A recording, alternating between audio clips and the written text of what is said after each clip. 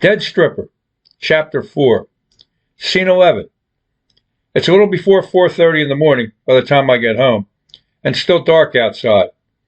I'm tired as hell, but something needs addressing before I can even think about going to sleep. I open the door to my apartment, then take 10 steps down the hall to reach the living room. The room's rectangular in shape, but it's more like an office than a living room. A gray sofa sits next to the wall on the right. I picked it out because it's 90 inches long and allows me to stretch out and take a nap without folding my legs. A coffee table sits in front of the sofa, but the sofa and coffee table are the only pieces of living room furniture in the living room, unless you count the big screen TV on the opposite wall. A wide desk butts up against the wall to the left of the TV. A 3-drawer file cabinet sits to the right of the desk, and a tall bookcase sits to the left of the desk. One look at the bookcase leaves little doubt about my focus.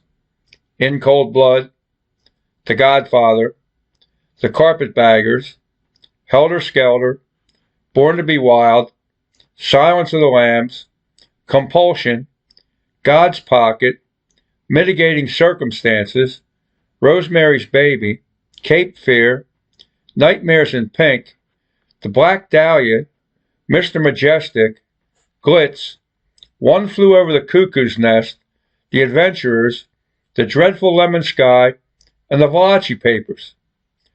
A black leather executive chair, one that leans back and swivels, sits in front of the desk. I settle into the executive chair.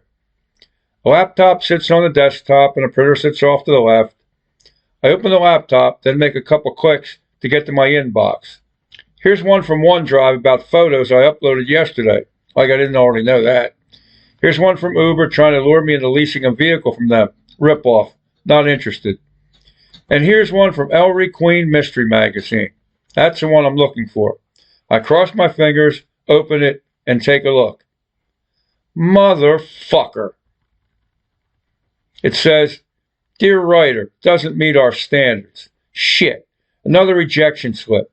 Short, not sweet. That's 3 from Ellery Queen to go along 3 from the Alfred Hitchcock Mystery Magazine. The story's called A Taste for Revenge. More than anything else, I want to get my first story published. But it's getting to the point where I suspect the editors see my name and categorize me as a hack. Then they toss my story onto the slush pile without ever reading it and send me their robotic rejection slip. Maybe that Jess was right. Maybe it's time to face the fact that I'm just not good enough. If I can't sell a stinking 5,000-word story to a mystery magazine, how in the world am I ever going to get a book published? They attach my story to the email. I click the attachment to open the file.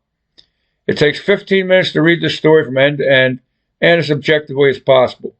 But damn, like I just said, this is a good story. One that could be and should be published. A market exists somewhere.